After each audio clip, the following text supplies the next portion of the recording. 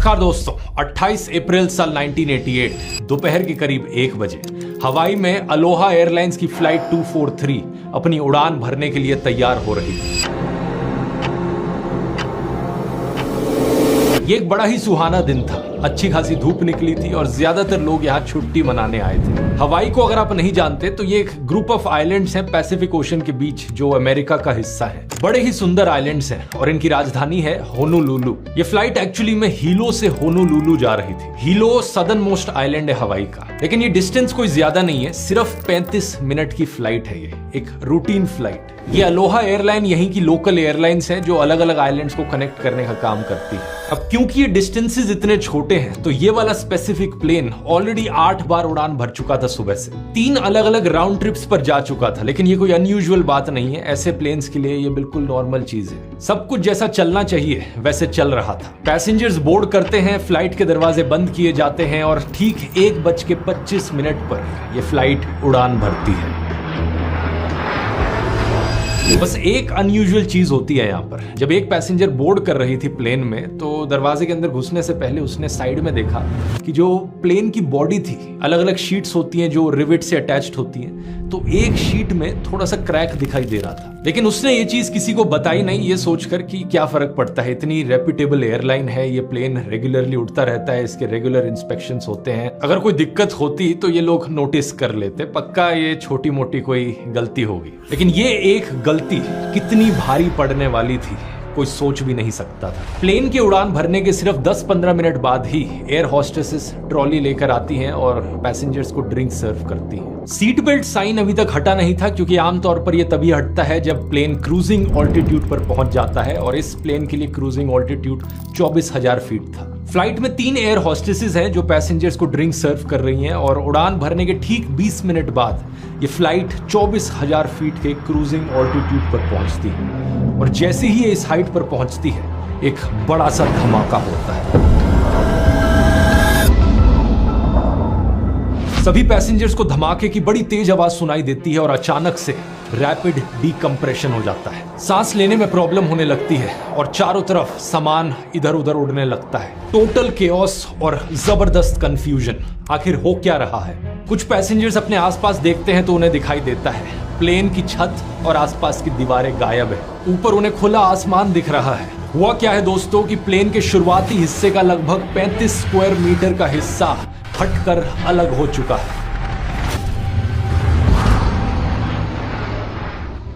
अब आमतौर पर होता क्या है दोस्तों, एरोप्लेन्स के अंदर केबिन्स में हवा को हमेशा प्रेशराइज करके रखा जाता है ताकि हम नॉर्मली सांस ले पाए। नहीं तो 24,000 फीट की हाइट पर जो एटमॉस्फेरिक प्रेशर होता है वो बहुत कम हो जाता है, हवा पतली हो जाती है और हम नॉर्मली सांस नहीं ले सकते उतनी हाइट पर। इसलिए एरोप्लेन्स का अपना एक प्रेशराइजेशन सिस्टम होता है जो हवा को पंप करके रेगुलेट करके रखता है। अगर किसी कारण से सिस्टम खराब हो जाए और एरोप्लेन उतने ही ऑल्टीट्यूड पर उड़ रहा हो तो इमरजेंसी के केस में वो ऑक्सीजन मास्क टपकेंगे। आपने सुना होगा ना, वो सेफ्टी ब्रीफिंग्स में हमेशा कहते हैं in the event of loss of cabin pressure oxygen mask will drop. In oxygen mask में टिपिकली 15 से 20 मिनट की ऑक्सीजन होती है जिस समय में पायलट को प्लेन को नीचे लाना होता है और एक ऐसे ऑल्टीट्यूड पर ले जाना होता है जहां पर नॉर्मली सांस ली जा सके। ये हो गया 10,000 फीट के नीचे। अब हमारी इस कहानी में फ्लाइट 243 में क्या हुआ, ऑक्सीजन मास्क नीचे तो टपके लेकिन ऑक्सीजन मास्क सिस्टम काम ही नहीं कर रहा था। प्लेन की छत फटने की वजह से ये ऑक्सीजन मास्क सिस्टम भी पूरी तरीके से तबाह हो चुका था। लोगों को हाइपोक्सिया का डर इमीडिएटली सताने लगा। ये वो कंडीशन है जिसमें आपकी बॉडी को अगर सफिशिएंट ऑक्सीजन नहीं मिलेगी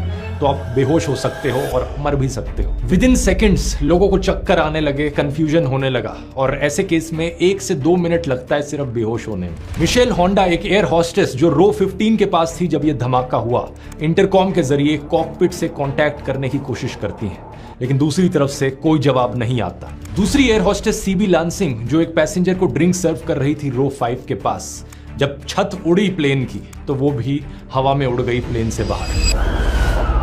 तीसरी उनकी कॉलीग जेन साटो रो 2 के पास थी। वो जमीन पर गिर जाती हैं एक लगेज जब उनके मुंह पर लगता है तो। चारों तरफ हंगामा मचा हुआ था। मिशेल को जब पायलट्स की तरफ से कोई जवाब नहीं मिला तो वो एक एक पैसेंजर से जाकर पूछने लगी, क्या तुम्हें प्लेन उड़ाना आता है? क्या तुम्हें प्लेन उड़ाना आता है? क्या आपको प्लेन उड़ाना आता है? पैसेंजर्स उनकी ये बातें सुनकर और डर गए कि यार प्लेन उड़ाने के लिए भी हमसे पूछ रहे हो? पायलट्स का क्या हुआ है यहाँ पर? अगर पायलट्स नहीं है तो हम सारे क्रैश कर जाएंगे। जमीन पर रेंगते हुए वो धीरे धीरे कॉकपिट के नजदीक पहुंचती हैं और वहां उन्हें दिखता है कि उनकी कॉलीग जेन के सर से खून निकलना शुरू हो चुका है। कॉकपिट के अंदर देखने की कोशिश करती हैं वो, तो उन्हें कुछ दिखाई नहीं देता। कॉकपिट का व्यू पूरी तरीके से ब्लॉक्ड है।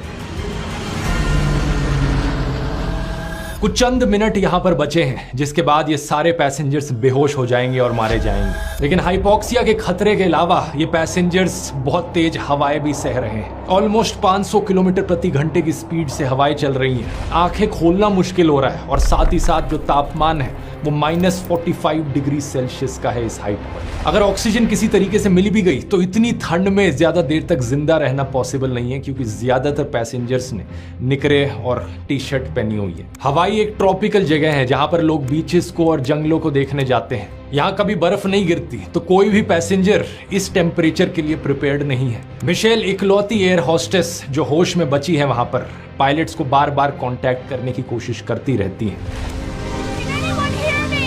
लेकिन कोई जवाब नहीं आता। इस सारे खतरे के बीच एक अच्छी खबर ये थी कि पायलट्स एक्चुअली में जिंदा थे। और जिंदा ही नहीं दोस्तों, पायलट्स पैसेंजर से कहीं ज्यादा बेहतर कंडीशन में थे। उनका ऑक्सीजन मास्क थैंकफुली काम कर रहा था। कमांड संभाले हुए थे 44 साल के कैप्टन रॉबर्ट शॉन्सथाइमर, एक बेहद एक्सपीरियंस्ड पायलट जो 11 साल से अलोहा एयरलाइंस के लिए काम कर रहे थे। इनके साथ दूसरी तरफ थी 36 साल की फर्स्ट ऑफिसर मिमी टॉम्पकिंस। जब वो धमाका हुआ था दोनों को एक बड़ा झटका लगा था और पीछे मुड़ के जब दोनों ने देखा तो उन्हें दिखाई दिया कि प्लेन की छत गायब थी और कॉकपिट डोर भी मिसिंग था। बहुत सारा मलबा चारों तरफ फैला हुआ था, लेकिन दोनों इमीडिएटली काम पर लग जाते हैं। सबसे पहले अपना ऑक्सीजन मास्क पहनते हैं और हालातों को समझते हुए एक इमरजेंसी डिसेंट करने का निर्णय लेते हैं। करीब 500 किलोमीटर प्रति घंटे की स्पीड से वो 4100 फीट पर मिनट डिसेंड करते हैं। लेकिन वक्त का यह खेल सिर्फ प्लेन को थोड़ा सा नीचे लाने तक सीमित नहीं था। इनके लिए एक दूसरी और भी बड़ी प्रॉब्लम सामने आती है। पता चलता है कि इस हादसे की वजह से जो प्लेन का नोज है, आगे वाला हिस्सा जिसमें बैठे हुए हैं, वो थोड़ा सा नीचे हो गया है करीब 1 मीटर से। सिर्फ प्लेन का जो जमीनी हिस्सा है उसी की मदद से ही कॉकपिट और केबिन एक साथ जुड़े हुए हैं अभी भी। अगर ज्यादा देर तक ये ऐसे ही उड़ते रहे तो झुकते झुकते ये दोनों हिस्से टूटकर एक दूसरे से अलग भी हो सकते हैं। मिमी टॉम्पकिंस होनोलुलु को कांटेक्ट करती हैं और उन्हें इन्फॉर्म करती हैं कि यहाँ पर क्या हुआ है। उन्हें कहा जाता है कि प्लेन को होनोलुलु में उतारने की छोड़ो, माउई में उतार लो, वो ज्यादा पास है। 1:48 वो माउई टावर को कांटेक्ट करके सिचुएशन बताती हैं। इस वक्त करीब 3 मिनट हुए थे जब से प्लेन की छत फटी थी, लेकिन थैंकफुली प्लेन 14,000 फीट पर आ चुका था। इस हाइट पर ज्यादातर पैसेंजर्स के लिए सांस लेना इतना मुश्किल नहीं था, और क्योंकि ये 3 मिनट के अंदर ही हो गया था, ज्यादातर लोग बेहोशी से बच गए और हाइपोक्सिया का रिस्क कम से कम खत्म हुआ। मिमी टॉम्पकिंस माउई एयरपोर्ट को कांटेक्ट करके कहती हैं कि सारी इमरजेंसी सर्विसेज अपनी तैयार रखो, कुछ भी हो सकता है।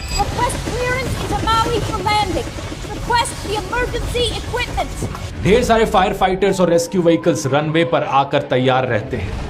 हर कोई इस प्लेन के लैंड करने का इंतजार कर रहा है। करीब 1 मिनट बाद प्लेन 10,000 फीट की हाइट पर आ गया था, लेकिन एक और प्रॉब्लम सामने आती है। सामने एक बड़ी सी 10,000 फीट की पहाड़ी, द हालिया काला समिट। ये पहाड़ी माउई एयरपोर्ट और प्लेन के बिल्कुल बीचों बीच मौजूद थी। कैप्टन रॉबर्ट्स प्लेन को धीरे करते हैं, 210 नॉट, 200 नॉट, 170 नॉट और धीरे करते रहते हैं। जितना धीरे हो सके उतना धीरे से उड़ाते हैं। अगर इससे नीचे चले गए तो फ्लाइट कंट्रोल करने में प्रॉब्लम हो सकती है, लेकिन इस 170 नॉट की स्पीड को मेंटेन करते हुए वो 2 आइलैंड्स के बीच में से प्लेन को निकालते हैं। पहाड़ी से बचते हुए प्लेन टर्न करता है और एयरपोर्ट की तरफ मोड़ लेता है। ये वो पॉइंट था जब पैसेंजर्स की जान में जान आती है। उन्हें फाइनली रियलाइज होता है कि हमारे प्लेन में एक पायलट है जो ना सिर्फ जिंदा है, वो प्लेन को ठीक ठाक उड़ा भी पा रहा है। जैसे जैसे रनवे की तरफ प्लेन नीचे आने लगता है, मिमी टॉम्पकिंस लैंडिंग गियर को नीचे लाती हैं। 3 सेट ऑफ व्हील्स होने चाहिए, 2 पीछे की तरफ, 1 आगे की तरफ। पीछे वाले को मेन गियर कहा जाता है और इंडिकेटर दिखा रहा था कि मेन गियर तो सक्सेसफुली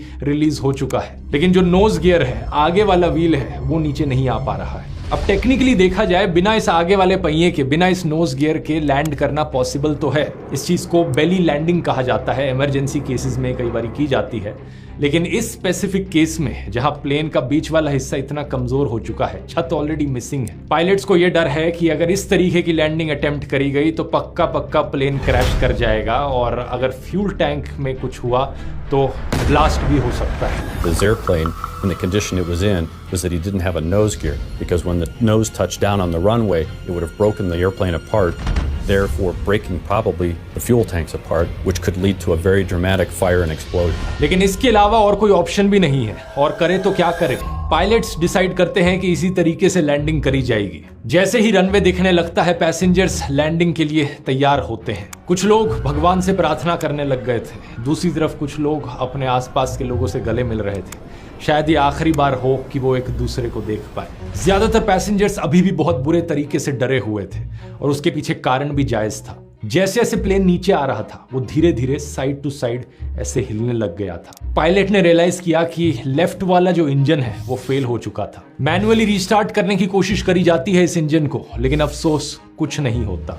इस वक्त तक रनवे पर मौजूद सारी इमरजेंसी सर्विसेज तैनात थी। Fire fighters, ambulances, evacuation teams, हर कोई वर्स्ट सिचुएशन के लिए प्रिपेयर कर रहा था। किस तरीके से डैमेज को कम से कम रखा जा सके। 1:56 पायलट्स माउई टावर से कहते हैं, we will need all the equipment you have got. जितनी इक्विपमेंट आपके पास है, हमें सबकी जरूरत पड़ेगी। इसी बीच रनवे पर खड़ा हुआ एक बंदा प्लेन को बाइनोकुलर से देख रहा था कि तभी उसे दिखाई देता है एक्चुअली में नोज गियर तो सक्सेसफुली रिलीज हो चुका है, यानी कि प्लेन को बेली लैंडिंग की जरूरत नहीं पड़ेगी। पायलट्स को इन्फॉर्म किया जाता है और पायलट्स की जान में जान आती है। और फिर 1:58 ठीक 13 मिनट और 42 सेकंड बाद एक्सप्लोजन के अलोहा एयरलाइंस फ्लाइट 243 रनवे पर टच डाउन करती है।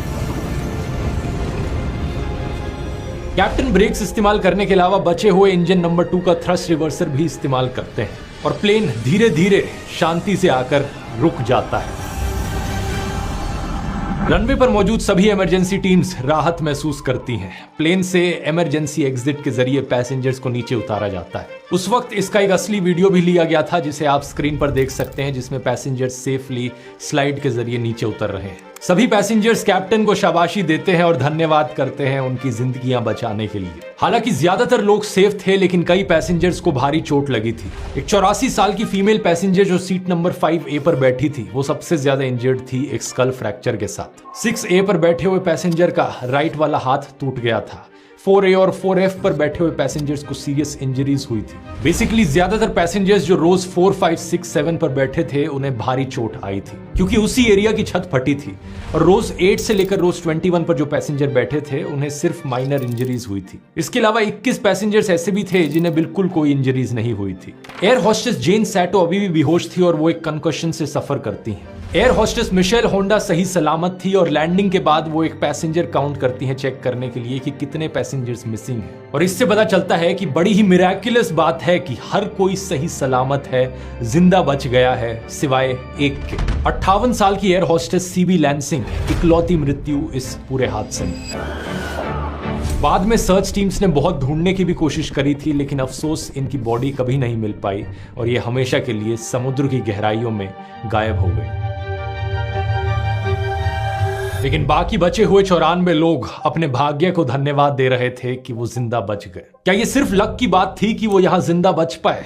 नहीं, यहाँ एक टेक्निकल इक्विपमेंट को बहुत बड़ा क्रेडिट जाता है। मैं बात कर रहा हूँ सीट बेल्ट्स की, सबसे बड़ा कारण जिसकी वजह से इतने सारे लोग जिंदा बच पाए। जैसा मैंने शुरू में बताया था, क्योंकि ये फ्लाइट क्रूजिंग ऑल्टीट्यूड तक नहीं पहुंची थी, तो सीट बेल्ट साइन अभी भी ऑन था और लोगों ने अपनी सीट बेल्ट लगा रखी थी। अगर रोज 4, 5, 6, 7, 8 में बैठे हुए लोगों ने अपनी सीट बेल्ट ना लगाई होती, तो वो भी हवा में उड़कर प्लेन से सीधा बाहर जाते। इस हादसे के बाद जैसे ही खबर फैलती है, इस प्लेन की फोटोज दुनिया भर के अखबारों में छपती हैं। बिना छत की ये मिरेकल फ्लाइट। इसके बाद अमेरिका का national transportation safety board investigators की एक टीम भेजता है इस इंसिडेंट में इन्वेस्टिगेट करने के लिए। आखिर क्या कारण जिसकी वजह से यह हादसा हुआ।